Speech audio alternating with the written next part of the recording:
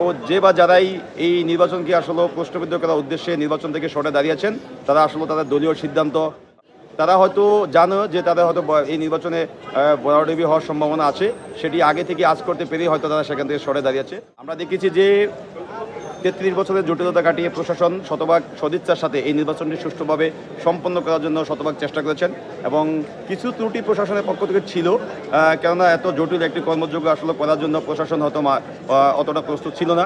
তারপরেও আমাদের শিক্ষার্থীদের পক্ষ থেকে প্রশাসনকে এই নির্বাচনটি সুষ্ঠুভাবে সম্পন্ন করার জন্য সর্বাত্মক সহযোগিতা করেছে। আমরা দেখেছি শুরু সকাল থেকেই শিক্ষার্থীরা ভোট কেন্দ্রে যাচ্ছেন এবং তারা একদম নিয়ম মেনে সেখানে প্রতিটি হলে গিয়ে ভোট দিচ্ছেন এবং তারা আসলে খুবই আগ্রহী যে ভোটের মাধ্যমে যে তাদের প্রতিনিধি নির্বাচিত করার ব্যাপারে।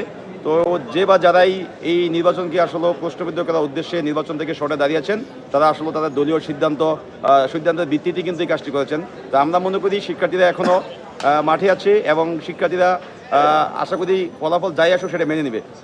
আর আরেকটি বিষয় হলো, যারা নির্বাচনকে প্রশ্নবিদ্ধ করার উদ্দেশ্যে এখান থেকে সরে দাঁড়িয়েছে, তারা হয়তো জানো যে তাদের হয়তো এই নির্বাচনে ভরাডুবি হওয়ার সম্ভাবনা আছে, সেটি আগে থেকে আজ করতে পেরেই হয়তো তারা সেখান থেকে সরে দাঁড়িয়েছে।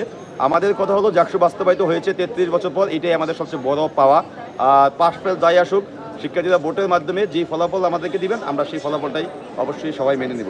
আমরা বিশ্বাস করি জাহাঙ্গীরনগর বিশ্ববিদ্যালয়ের শিক্ষার্থীরা যে এই ফলাফলকে অবশ্যই মেনে নেবে এবং আগামীতে যারা নেতৃত্বে আসবে জাহাঙ্গীরনগরে, সকলে যেন দল মত সকল কিছু ঊর্ধ্বে উঠে জাহাঙ্গীরনগরকে নতুনভাবে বিনির্মাণ করতে পারে, তার জন্য আমার পক্ষ থেকে সকলের প্রতি প্রত্যাশা থাকবে। জয়ের ব্যাপারে অবশ্যই আমি আশাবাদী, কারণ আমি অতীতেও শিক্ষার্থীদের পাশে ছিলাম এবং এই নির্বাচনের আগ মুহূর্তেও শিক্ষার্থী বান্ধব বিভিন্ন কাজ করেছি এবং সকল প্রকার দলীয় লেজুভিত্তির বাইরে গিয়ে অর্থাৎ শিক্ষার্থীদের সেই চাওয়ার ক্ষেত্রে কিন্তু আমি এখানে কোনো দল থেকে না, স্বতন্ত্র থেকে নির্বাচনটা করেছি।